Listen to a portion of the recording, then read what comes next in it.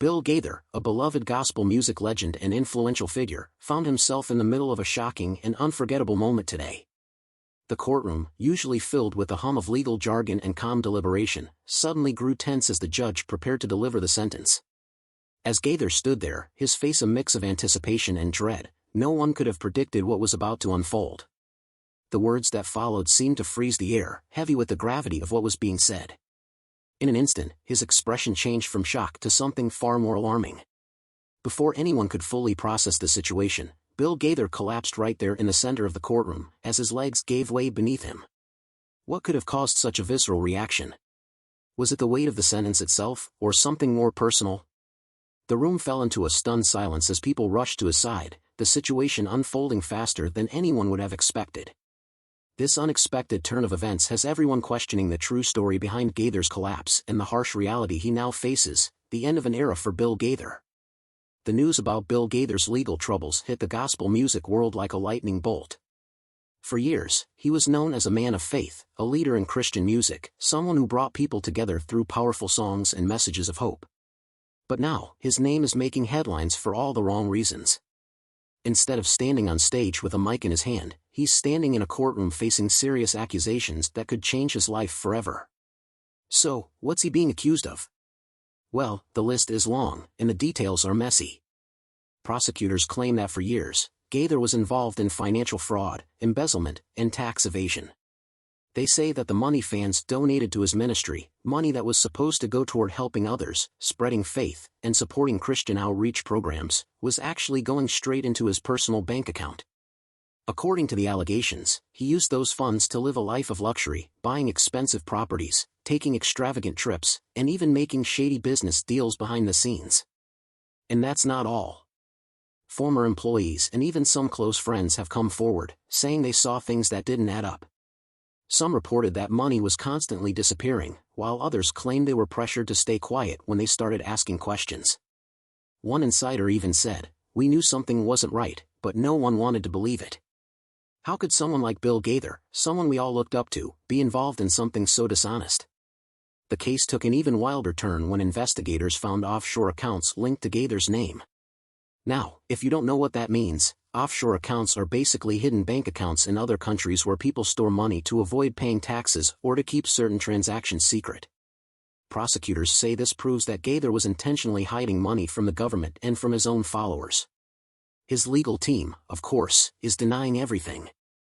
They say the whole thing is a misunderstanding, that the money was being used for legitimate ministry work, and that the offshore accounts were set up for international projects. But the prosecutors aren't buying it. They claim there's too much evidence, too many missing funds, and too many people speaking out for this to be just a mix-up. And then, the most shocking moment of all happened right in the middle of the courtroom. As the judge prepared to announce his sentence, Gaither suddenly collapsed. Some say it was from the stress of the trial, while others think it was a last-ditch effort to delay the inevitable. Either way, paramedics rushed in, cameras were flashing, and for a few minutes, no one knew what was going to happen next. Now, the big question is, what happens next? Will Gaither be sentenced to years in prison, or will he somehow walk away with just a slap on the wrist? His most loyal fans still believe in him, saying he's being unfairly targeted and that God will clear his name. But others feel deeply betrayed, wondering how someone they trusted could let them down like this. One thing is certain, Bill Gaither's career will never be the same again. Whether he's guilty or innocent, this scandal has already left a stain on his legacy that won't be forgotten anytime soon. I think you need to be informed on subjects if you want to, quote-unquote, take a standing. The weight of the moment. Bill Gaither's silent struggle. Bill Gaither sat in the courtroom, his hands clasped tightly together, his eyes locked on the wooden table in front of him. He could feel the weight of the moment pressing down on him, heavier than anything he had ever carried before. This was not the stage where he had spent decades performing. This was not a place where music and faith could ease the tension. This was real, unforgiving, cold, and irreversible. The air in the room was thick with anticipation, an unbearable silence filling the space as the judge shuffled through the papers in front of him. The sound of his movements was almost deafening in contrast to the stillness of the crowd. Bill could sense the eyes on him, the mixture of emotions swirling through the room, disbelief, sadness, anger, and from some, satisfaction. His mind raced back to the life he had built, the songs that had touched millions, the concerts that had filled stadiums with people singing in harmony, the messages of faith and hope that had defined his career. How had it come to this? How had the same man who preached about salvation, redemption, and trust in the Lord ended up in a courtroom awaiting a sentence that could tear it all away? His wife, Gloria, sat just a few feet away, her face unreadable, but her posture rigid. He knew she was praying. She had always been his rock, the steady presence beside him, but even she could not control what was about to happen. He wanted to reach for her hand, to say something, anything that would reassure her, but the words wouldn't come. He had spent his life standing before crowds, delivering messages of inspiration, but here, now, in this moment, he had never felt so alone. The murmurs in the courtroom had stopped. The judge cleared his throat, signaling that the verdict was moments away. Bill inhaled sharply, steadying himself, though he wasn't sure if he was ready.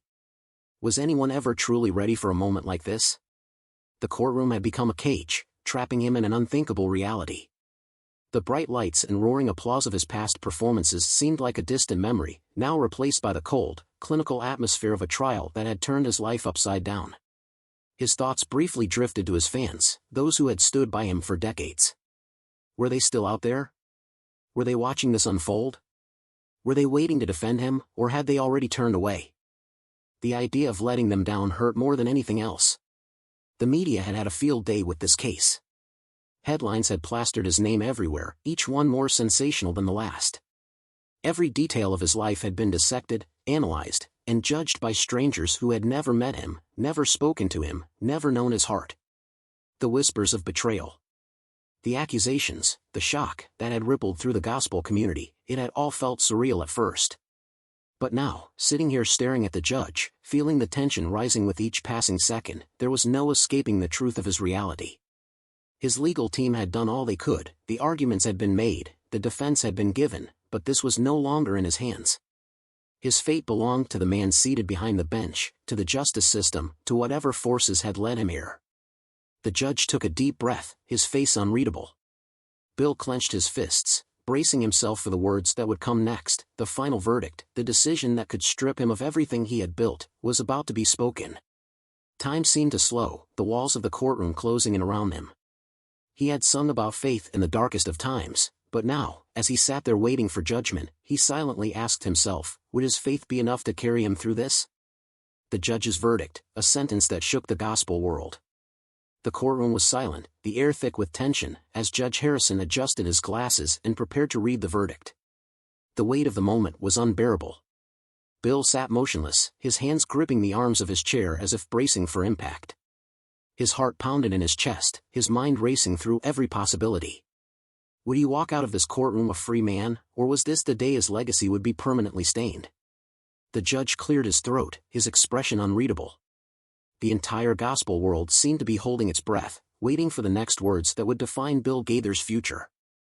Gloria sat nearby, her fingers intertwined, lips moving in a silent prayer. The room felt impossibly small, the walls closing in, as every eye remained locked on the man behind the bench. This court has reviewed all evidence, testimonies, and arguments presented, Judge Harrison began, his voice steady but firm. We acknowledge the contributions of Mr. Gaither to the music industry, his influence on millions, and the impact of his work. However, the charges brought forth cannot be ignored. Murmurs rippled through the courtroom. Bill felt a lump rise in his throat, his breathing shallow. He wasn't naive, he knew this was serious, but hearing it spoken aloud made it all the more real. The judge continued, his tone unwavering. It is the decision of this court that Mr. Gaither is found. He paused, letting the moment stretch unbearably long, as if time itself had frozen. The entire room was hanging on his next word. Guilty. A gasp echoed from the crowd, followed by an eruption of whispers. Some clutched their chests in disbelief, others shook their heads, unwilling to accept what they had just heard. Bill swallowed hard, his body stiff, his eyes focused on the judge, though his vision blurred slightly. Judge Harrison continued speaking over the commotion. This court sentences William James Gaither to 5 years in federal custody, along with financial penalties as deemed appropriate. The gavel struck, sealing his fate. The sound was deafening, final, irreversible. Bill's stomach dropped. He exhaled sharply, his hands gripping his knees to keep from shaking. His ears rang, drowning out the shocked reactions around him. 5 years, the words replayed over and over in his mind. 5 years away from his family, 5 years away from his music, 5 years where he would be nothing more than another name in a system that had no concern for who he had been before. Laura let out a soft sob, barely audible beneath the murmuring crowd. The reality of it hit her too. Bill turned his head slightly, catching the broken expression on her face. It was harder to bear than the sentence itself.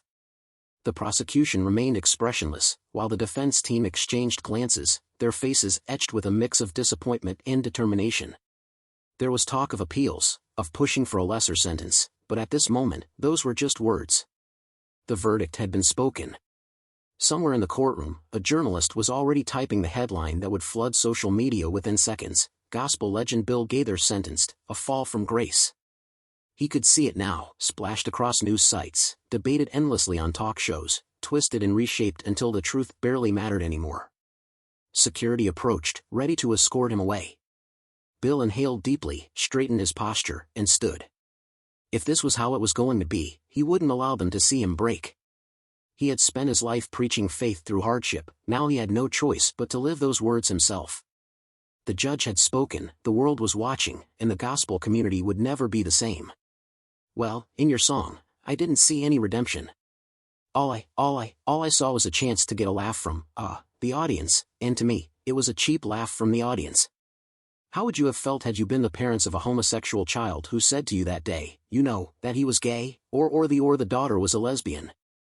How would you have felt about that had you had somebody up there making fun of your son and daughters in a Christian context? I would have thought very good about it. And you offer no grace, no redemption to them? If you're serious about that subject, why don't you go to school and do some studying of theology, see how the scripture deals with it, some philosophy, some psychology, and address the subject seriously, as you feel God is telling you to address the subject, but don't do it in a context that would be hurtful, but that's been down on Christian stages.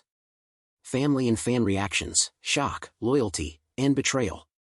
The moment the judge's gavel struck, sending its final echoing crack through the courtroom, the reality of the situation finally sank in for everyone present. Bill Gaither, an icon of gospel music, a man who had built an empire on faith, family, and the power of music, was now a convicted man. The words of the verdict still hung in the air like a fog that refused to lift, heavy and suffocating. But while the courtroom held a stunned silence, the world outside was anything but quiet. The first reaction came from the people closest to him, his family. Gloria Gaither, his wife and lifelong partner in both music and faith, sat frozen in place, her hands clenched so tightly in her lap that her knuckles turned white. She had been holding on to hope until the very last second, believing that somehow, some way, things wouldn't come to this. But now, with Bill's fate sealed, all she could do was stare at him, her eyes filled with a mixture of pain and disbelief, and an almost desperate determination tore within her. Tears welled in her eyes, but she didn't let them fall, not here, not now. Instead, she took a deep breath, straightened her back, and reached for Bill's hand as he stood to be escorted away. He squeezed it gently, the only way he could silently reassure her. Their children were in the courtroom as well, their expressions a reflection of the chaos in their hearts. Ben, their son, clenched his jaw, his frustration evident.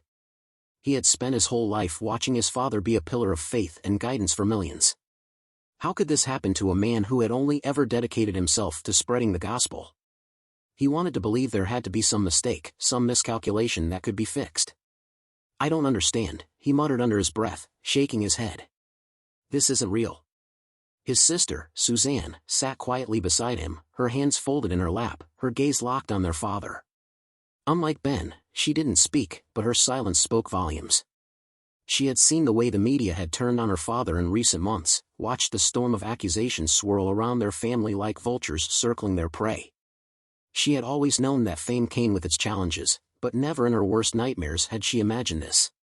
I don't think you can do major surgery on a public stage, and some of the issues are major, serious issues. So, if you're going to do major serious surgery on a public stage, you better make sure that you can cut the patient totally open, get out all the toxic poisons and everything, and sew him back up. Just don't open them up and say, okay, preachers, you take care of this mess that I've just made. Some subjects are so tough that the only way you can deal with them is not only you can't deal with it with 3,000 people sitting out there, they're so tough you can't even deal with 300, and maybe not even 30. Because to this person, he will accept it on this level, and this person will say, well, that doesn't apply to me. Some issues are so tough that you need to deal with one-on-one. Let's take a serious issue like divorce. Divorce is terrible, you know, none of us, like divorce, but sometimes it happens, and it happens in the Christian church. Now, rather than make a blank statement about divorce, we have to think too carefully. It takes two people to make a marriage, and if one person didn't want to be married, the poor. My sister went through a divorce. I don't think she had any choice. My brother went through a divorce. I thank God that I'm still married to the same woman I married 53 years ago. I'm grateful for that, but I'm not going to put a guilt trip on somebody who did everything he could, and I know many people. Then there were the fans, millions of them scattered across the world, people who had looked up to Bill Gaither as a spiritual guide, a mentor, a voice of comfort in their darkest moments. For years, his music had been a source of healing, of strength, and now, in the wake of his conviction, his supporters found themselves grappling with emotions they never expected to feel. Social media exploded within minutes of the verdict. Hashtags like #JusticeForGaither and #GospelScandal began trending, with passionate debates flooding comment sections and online forums. Bill Gaither is a man of God. This is a witch hunt, one fan wrote on Twitter, their post gaining thousands of likes in minutes. Another wasn't so sure. I grew up listening to his music. I don't even know what to think anymore. If the court found him guilty, does that mean he was never the man we believed he was? The division was stark. Some fans stood by him without hesitation, convinced that he was being unfairly targeted. Others felt betrayed, struggling to reconcile the man they had admired with the charges he now faced. Gospel radio stations debated whether to continue playing his music. Some pulled his songs from their rotation immediately, not wanting to be associated with the controversy. Others refused to turn their backs on him, stating that his music was bigger than the scandal, that it had inspired too many lives to simply be erased. Meanwhile, within the gospel music industry, reactions were just as mixed. Some of Bill's closest colleagues and fellow musicians reached out privately to offer their support, refusing to believe the worst. But others, whether out of self-preservation or personal doubt, chose to distance themselves. One prominent gospel artist made a cryptic post that read, "We never truly know the hearts of men. What's done in the dark will always come to light." It didn't take long for the media to latch onto every reaction, every piece of speculation, spinning narratives from the ashes of Gaither's once unshakable reputation. News anchors dissected the verdict, legal experts weighed in on the implications, and online sleuths dug into every aspect of his career, his finances, his personal life, anything that could add fuel to the fire. Even within his own circle, the fallout had begun. Some longtime members of the Gaither vocal band, artists who had shared the stage with him for years, found themselves facing uncomfortable questions. Were they going to continue supporting him? Did they know anything before all of this came to light? One former band member, speaking anonymously, told a journalist, "Bill was always the leader, always the one guiding the group. I never questioned him, but looking back, maybe I should have." The weight of those words sent shock waves through the community. As Bill sat in the holding cell, waiting for the next steps in the process, he knew his world had changed forever. He had spent his life lifting people up through faith and music, but now, as he stared at the cold gray walls around him, he realized that faith alone wouldn't be enough to fix this. The trust of his fans had been shaken, his family was hurting, and the gospel world would never be the same again.